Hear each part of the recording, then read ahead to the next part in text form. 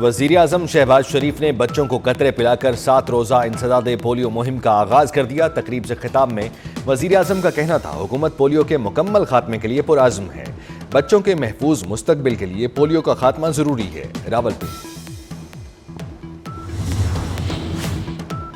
راولپنڈی اسلام آباد کے مختلف علاقوں میں بارش، ایبٹ آباد اور گردنواں میں تیز ہواؤں کے ساتھ بارش، سیاحتی مقامات گلیات ٹھنڈیانی میں بھی بادل برسے۔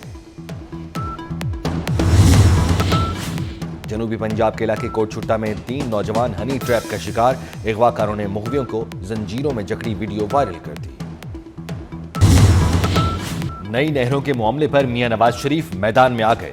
صدر مسلم لیگ نون کی ہدایت پر وزیر اعظم کے مشیر رانا ثناء اللہ کا سینئر وزیر سندھ شرجیل میمن سے ٹیلی فونک رابطہ، کہا کینالز کے معاملے پر سندھ سے مذاکرات کے لیے تیار ہیں۔ وزیر اعظم اور میاں نواز شریف نے سندھ کے تحفظات ختم کرنے کی ہدایت کی ہے۔ شرجیل میمن بولے، پیپلز پارٹی اور سندھ کے عوام کو متنازع کینالز پر شدید تحفظات ہیں۔ پیپلز پارٹی 1991 کے معاہدے کے تحت پانی کی منصفانہ تقسیم چاہتی ہے۔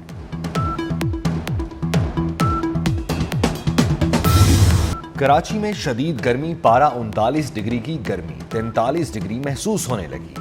شہر قائد میں آج سے 23 اپریل تک ہیٹ ویو کا الرٹ جاری، ماہرین کا شہریوں کو بغیر کسی ضرورت کے باہر نہ نکلنے کا مشورہ۔ حیدرآباد میں درجہ حرارت 41، سکھر میں 42 اور نواب شاہ میں 43 ڈگری ریکارڈ۔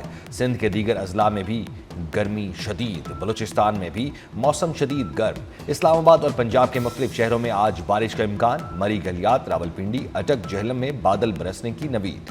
خیبر پختونخوا، کشمیر اور گلگت بلتستان میں بھی بارش کی پیش گوئی۔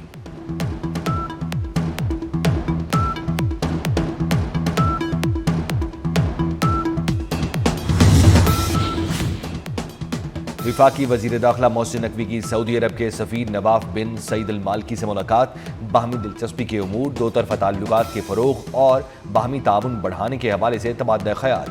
محسن نقوی نے کہا، پاک گلف تعاون کونسل انسداد منشیات کانفرنس میں سعودی عرب کے اعلیٰ سطح کے وفد کی شرکت پر مشکور ہے۔ وزیر داخلہ نے کہا، بھکاری مافیا اور غیر قانونی امیگریشن روکنے کے لیے پاسپورٹ کے حصول کے لیے نئی شرائط عائد کی جا رہی ہیں۔ سعودی سفارت خانے آمد پر سعودی عرب کے سفیر نے وزیر داخلہ محسن نقوی کا خیر مقدم کیا۔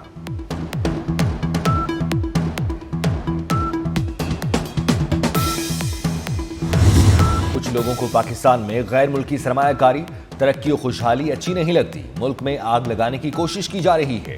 صوبائی وزیر اطلاعات اسمہ بخاری کی نیوز کانفرنس، کہا غیر ملکی فوڈ چین میں 25,000 پاکستانی کام کرتے ہیں، حملے قابل مذمت ہیں۔ فوڈ چینز پر حملوں کا نقصان پاکستان کو ہو رہا ہے، کسی کو امن و امان خراب کرنے کی اجازت نہیں دیں گے۔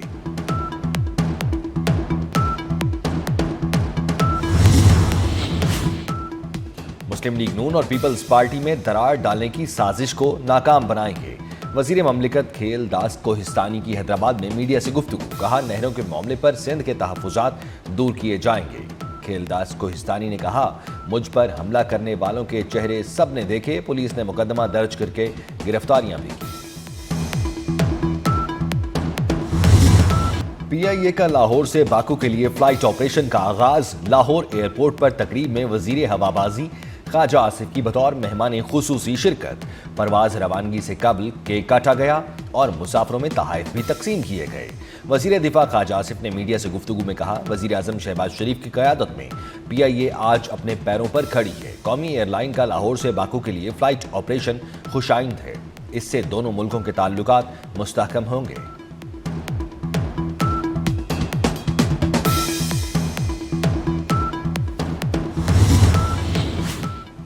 وزیر اعلیٰ پنجاب مریم نواز کا فلمی صنعت کی بحالی کے لیے تاریخی قدم، صوبے کے پہلے فلم سٹی کے قیام کی منظوری دے دی۔ Film studio, post production lab, Pakistan کے پہلے فلم سکول کی بھی منظوری۔ فلموں کی تیاری کے لیے امدادی رقوم کی فراہمی کے لیے 8 رکنی کمیٹی تشکیل۔ پنجاب کی سینئر صوبائی وزیر مریم اورنگزیب کمیٹی کی پہلی کنوینر ہوں گی۔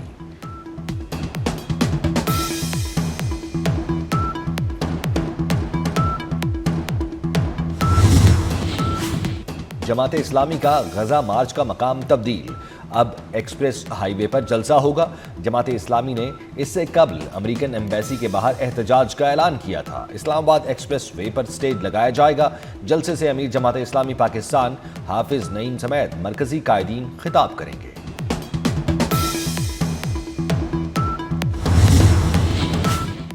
روانڈا کے وزیر خارجہ اولیور جین پیٹرک نونترے اسلام آباد پہنچ گئے۔ ترجمان دفتر خارجہ کے مطابق سرکاری دورے پر پاکستان پہنچنے والے معزز مہمان کا ایئرپورٹ پر روانڈا اور پاکستان کے اعلیٰ حکام نے استقبال کیا۔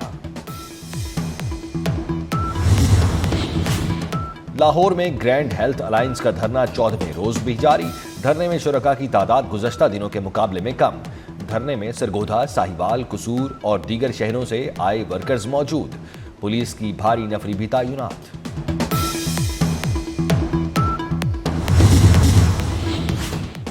پاکستان سمیت دنیا بھر میں مسیحی برادری آج ایسٹر کا تہوار منا رہی ہے۔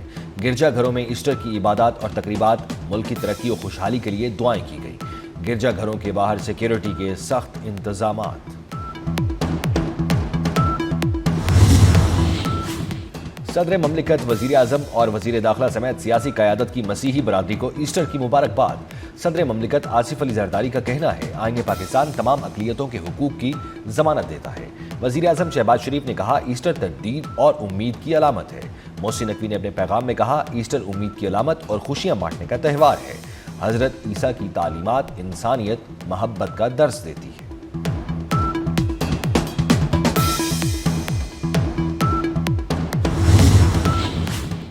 امریکی سپریم کورٹ ٹرمپ انتظامیہ کے امیگریشن اقدامات کی راہ میں رکاوٹ بن گئی۔ وینزویلا کے شہریوں کو جبری بے دخلی سے روک دیا۔ ٹرمپ انتظامیہ کا عدالتی فیصلے پر عمل نہ کرنے کا اعلان۔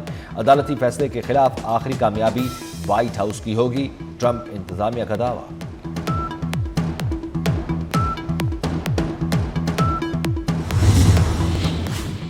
حماس کے خاتمے تک جنگ ختم نہیں کریں گے، ہر دھرم اسرائیلی وزیر اعظم نیتن یاہو کا نیا اعلان۔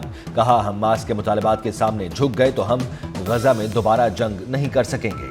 حماس جنگ کے خاتمے اور اپنی حکومت برقرار رکھنے کا مطالبہ کر رہی ہے۔ غزہ میں حماس کی حکومت کا برقرار رہنا اسرائیل کی شکست ہوگی۔ اسرائیلی وزیر اعظم کے تازہ بیان پر تل ابیب میں بڑا احتجاج، مظاہرین کا غزہ میں جنگ بندی اور نیتن یاہو سے مستعفی ہونے کا مطالبہ۔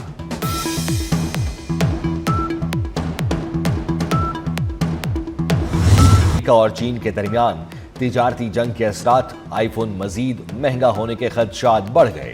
چین کی فیکٹریوں میں ہر سال 2 کروڑ امریکی آئی فون تیار ہوتے ہیں، میک بک اور آئی پیڈ اس کے علاوہ ہیں۔ آئی سی سی نے کوالیفائنگ راؤنڈ کی ٹیم آف دا ٹورنامنٹ کا اعلان کر دیا۔ ٹیم آف دا ٹورنامنٹ میں 4 پاکستانی کھلاڑی شامل۔ قومی کپتان فاطمہ ثنا ٹیم آف دی ٹورنامنٹ کی کپتان مقرر۔ ویسٹ انڈیز کی 3، بنگلہ دیش کی 2 اور اسکاٹ لینڈ کی 2 کھلاڑی شامل۔ کھلاڑیوں میں پاکستان کی منیبہ علی، فاطمہ ثنا، نشرہ سندھو اور سعدیہ اقبال شامل۔ پی ایس ایل مقابلے جاری، آج اسلام آباد یونائیٹڈ اور کراچی کنگز آمنے سامنے ہوں گے۔ گزشتہ روز پشاور زلمی نے ملتان سلطانز کو 120 رنز کی تاریخی شکست دے دی۔ اور گلوکار علی عظمت کی سالگرہ 55 برس کے ہو گئے۔ 90 کی دہائی میں ان کے موسیقی بینڈ جنون کو بہت شہرت ملی۔